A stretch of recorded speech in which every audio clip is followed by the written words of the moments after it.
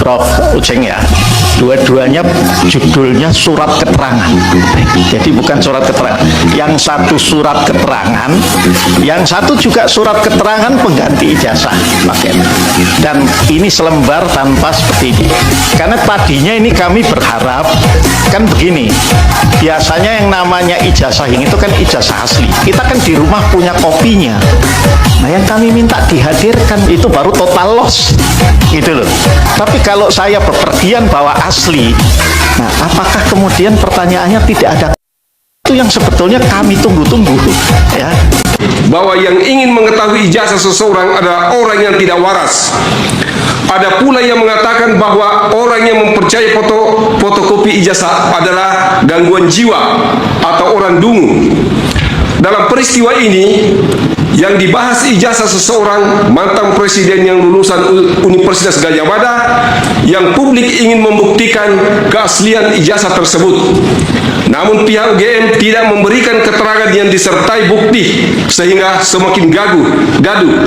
Karena itu pemohon melakukan gugatan perbuatan melawan hukum kepada UGM di Pengadilan Negeri Sleman dengan tujuan kegaduhan dapat dicegah agar tuntutan pemohon tidak dilanjutkan.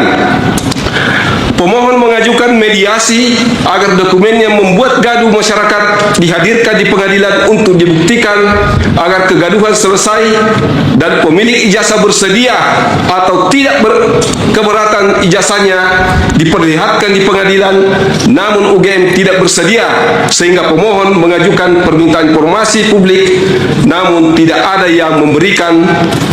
Dengan alasan dokumen yang dimohonkan minta adalah dokumen yang dikecualikan. Pemohon memohon agar Majelis Hakim Mahkamah Konstitusi berkenan memutuskan menyatakan Undang-Undang Nomor 14 Tahun 2008 tentang keterbukaan informasi publik pasal 7 huruf G yang berbunyi informasi publik yang apabila dibuka dapat mengungkapkan isi akta otentik yang bersifat pribadi dan kemauan terakhir ataupun wasiat seseorang adalah informasi yang dikecualikan. Tetapi skripsi, ijazah seseorang pejabat, mantan pejabat negara dan atau semua yang telah digaji dengan menggunakan uang negara tidak termasuk dokumen yang dikecualikan dan dapat diminta jika dibutuhkan keabsahannya oleh publik.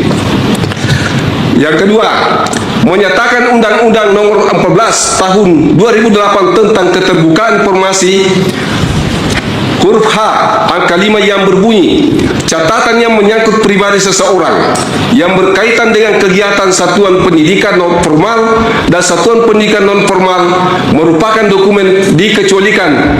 Tetapi skripsi, ijazah seseorang, ijazah pejabat, mantan pejabat negara dan atau semua yang telah digaji dengan menggunakan uang negara tidak termasuk dokumen yang dikecualikan dan dapat diminta jika dibutuhkan keabsahannya oleh publik. Pasal 18 ayat 2 huruf A yang berbunyi pihak yang rahasianya diungkap memberikan persetujuan tertulis dan atau jika rahasianya diungkap memberikan persetujuan tertulis tetapi skripsi ijazah seorang pejabat mantan pejabat negara atau semua yang telah digaji dengan menggunakan uang negara tidak termasuk dokumen yang dikecualikan dan dapat diminta jika dibutuhkan diuji keabsahannya oleh publik sehingga tidak memerlukan persetujuan tertulis dari pemiliknya. Menyatakan bahwa skripsi ijazah yang dimiliki oleh pejabat publik straight ASN bukan dokumen yang dikecualikan dan dikeluarkan dari pasal 17 huruf G dan H angka 5. 3. Menyatakan bahwa baik skripsi, ijazah maupun surat keterangan lainnya yang bukan termasuk dokumen dikecualikan berdasarkan Undang-Undang Nomor 14 Tahun 2008 Pasal 17 bagi pejabat publik, ASN atau pegawai pejabat BUMN baik yang masih aktif maupun sudah pensiun dan dapat diminta oleh publik jika dokumen tersebut digunakan untuk dipelajari, diperiksa karena dicurigai atau oleh instansi yang memiliki kompetensi atau dapat diminta melalui pengadilan baik pengadilan tata usaha negara maupun pengadilan negeri demi kepastian hukum. Memberitakan penguatan putusan ini dalam berita Negara Republik Indonesia sebagaimana mestinya. Apabila Mahkamah Konstitusi berpendapat lain, mohon putusan seadil-adilnya. Kami sudah melihat pemanggilan resmi. Izin untuk dilakukan pemanggilan yang kedua. Tidak hadir kolom 9 bulan, menghina pengadilan. Kata PP masukkan dalam putusan. Terima kasih. Ya, terima kasih. Jadi kalau kita ketahui sekarang, jadi mengingat atas waktu ya, kami masih akan mengajukan Izin tetap keberatan. Kebenaran material ada di 6 saksi ini majelis. Kalau tidak hadir, bagaimana mencapai kebenaran material? Catat masukkan dalam putusan. Lanjut. Saya tantang lagi Jokowi pada hari ini di PN Negeri Jakarta Pusat. Kami dari Aliansi Aktivis 98 yang dulu bertarung meruntuhkan rezim Orde Baru, hari ini kami dikecewakan oleh ijazahnya Jokowi yang palsu. Ini adalah satu-satunya di dunia sidang ijazah palsu. Oleh karena itu kami menuntut kawan-kawan 98 ini untuk Jokowi segera hadir membawa ijazah aslinya. Saya tantang Jokowi kemari untuk bertemu dengan kami di sini. Buktikan, jangan sia-siakan perjuangan kami, kawan-kawan kami yang telah mati, meninggal dunia di tahun 1998. Jokowi hadir ketika kami telah melakukan semua itu. Memiliki pengetahuan setara tamat SMK, peminatan akuntansi dan keuangan di Indonesia. Tanpa rincian mata pelajaran, tanpa nilai, tanpa IPK, tanpa predikat, tanpa tanggal ijazah luar negeri. Pertanyaannya, apa bukti Gibran memiliki pengetahuan setara tamat SMK, peminatan akuntansi dan keuangan di Indonesia? Semua siswa SMA, SMK, paket C Indonesia harus menempuh ujian untuk bisa membuktikan bahwa mereka mempunyai pengetahuan sehingga dinyatakan tamat kelas 12. Jadi, Kementerian Pendidikan tidak berhak menilai pengetahuan jika tidak ada bukti valid. Gibran sudah mengikuti dan lulus ujian tingkat setara SMK, akuntansi, dan keuangan. Pertanyaan selanjutnya, kok bisa syarat konstitusi untuk jadi wakil presiden dipenuhi hanya dengan surat keterangan yang tidak berbasis bukti ujian? Kalau rakyat biasa hanya punya surat keterangan belajar bahasa Inggris, lalu berani mengklaim mereka lulus setara SMK, apakah akan diterima untuk jadi pejabat? Jangankan jadi pejabat, daftar kuliah dan kerja pun ditolak. Dan jangan lupa, siapa Menteri Pendidikan saat surat ini ditandatangani? Muhadjir Effendi, Menteri setia Jokowi, 8 tahun ikut kabinet, sekarang juga dipelihara Presiden Prabowo. Apakah Muhadjir tahu perbedaan kursus bahasa Inggris dengan ijazah SMK? Atau malah pura-pura tidak tahu? UTS in Search itu apa sih? Itu bukan SMK, itu program foundation dan kursus bahasa Inggris untuk masuk universitas. Durasinya 6-8 bulan, bukan 3 tahun SMK, SMA, atau paket C. Tapi entah kenapa oleh Kementerian Pendidikan di bawah Muhadjir bisa disulap jadi setara SMK akuntansi dan keuangan. Disinilah rakyat patut curiga, apakah ada kong kali kong politik? Surat keterangan Gibran ini keluar 2019 menjelang pilkada pilpres berikutnya. Seolah-olah Kementerian Pendidikan dipakai untuk menyiapkan jalan politik anak presiden. Halo teman, kembali lagi bersama saya di channel ini. Kita sudah menyaksikan teman-teman cuplikan video yang sangat menarik. Dan tentu teman-teman, sebelum kita berada lebih dalam isu panas hari ini, jangan lupa untuk berikan komentar kalian dan subscribe channel ini agar teman-teman tidak ketinggalan informasi menarik yang kita sampaikan. Nah teman-teman, di cuplikan video kali ini kita melihat teman-teman sejarah mencatat sebuah momen yang sangat mengejutkan dan bisa dibilang menjadi sejarah baru dalam dunia hukum dan politik tanah air. Ya, dimana teman-teman ruang sidang mendadak gempar dan penuh sesak oleh pengunjung. Ya, dimana sebuah rahasia besar yang selama ini ditutupi akhirnya mulai terkuak setelah munculnya seorang saksi kunci yang sangat ditunggu-tunggu. Nah teman-teman semua, menariknya saksi ini bukanlah seorang pejabat ataupun politisi, melainkan seorang pembuat dokumen percetakan berpengalaman puluhan tahun dari kawasan Pasar Pramuka, Jakarta. Ya teman-teman semua, di hadapan majelis hakim, saksi yang biasa disebut Bapak S, ya ini memberikan pengakuan yang bikin bulu kudu merinding.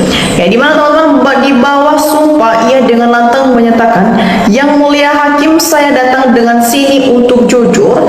Ijazah yang dipegang Joko Widodo itu saya yang buat di tempat saya di Pasar Pramuka."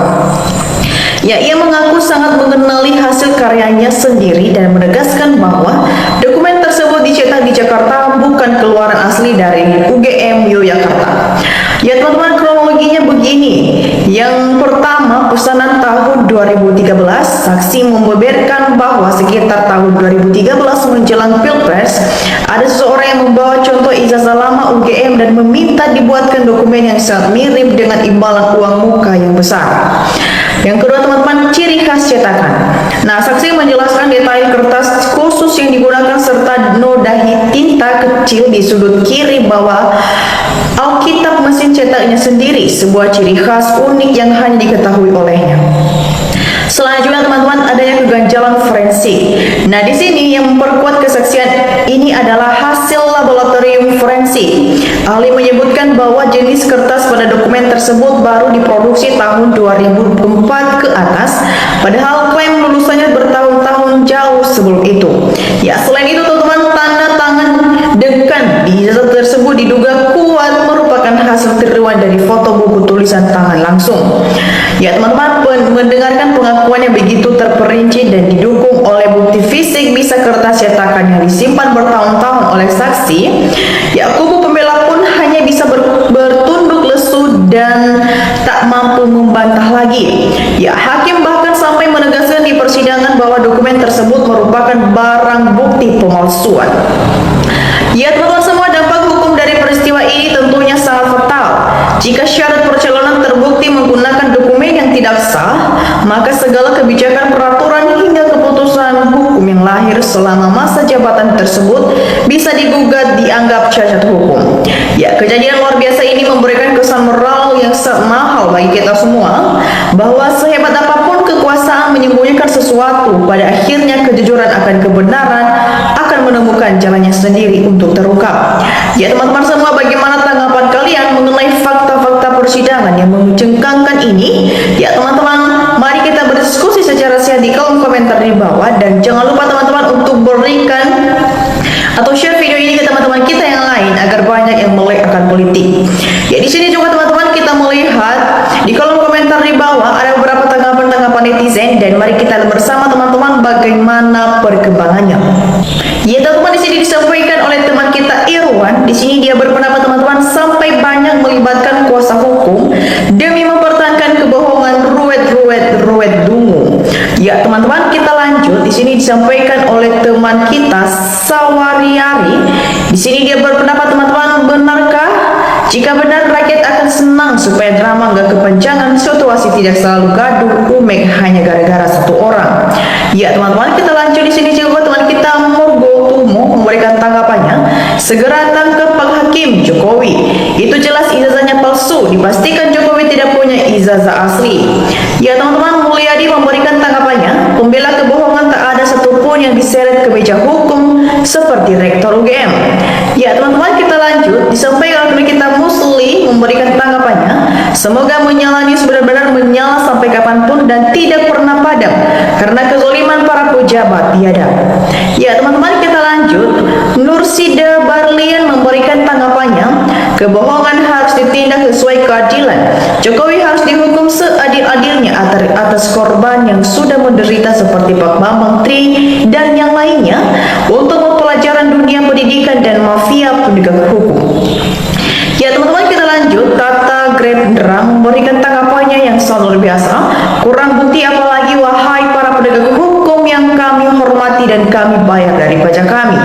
Sekalipun tanah kecil kami kering tidak bisa dipakai bercocok tanam, rumah kami rewat, namun kami tetap bayar pajak buat kalian untuk melayani kami. Ya teman-teman, kita lanjut. Bandel pun memberikan tanggapannya, seseorang pembohong akan dibela para pendusta, dikelilingi para penjilat, disanjung para pengkhianat, dan didoakan para orang-orang munafik, dan dikendalikan oleh iblis. Saya yakin tidak ada satupun manusia yang kebal sama hukum, salam waras. Ya teman-teman, kita lanjut. Ferdinand Tio memberikan tanggapannya, sama siapa lagi kami rakyat miskin ini minta keadilan kalau hakim aja mau disuap pusing. Ya teman-teman, kita lanjut. Tata memberikan tanggapannya, kalau kita baca Al-Quran sudah jelas dikatakan bahwa kebohongan sekecil apapun akan Allah perlihatkan, begitu pula sebaiknya kebenaran akan Allah perlihatkan. Disampaikan teman kita Gondol setelah sidang ijazah palsu Jokowi selesai disidang, lanjut ke sidang para menteri yang koruptor yang menyebut nama Jokowi harus hasilkan persidangan, kalau tidak rakyat akan demo. Ya teman-teman, kita lanjut. Di sini juga teman kita Lilis Suwarkiti memberikan tanggapannya, ya Allah, inna wa jiun. Ya teman-teman, kita lanjut. Di sini juga teman kita Julius 1 memberikan tanggapannya, mari aparat semua jujur dan berintegritas serta adil agar negara dan rakyat Indonesia jaya dan makmur merdeka. Ya teman-teman, kita lanjut. Di sini juga teman kita Suratman memberikan tanggapannya, atas doa rakyat yang cinta tanah air dan cinta kejujuran, maka Allah membuka pintu kebenaran. Allah Maha Kuasa dari seluruh alam semesta beserta isinya.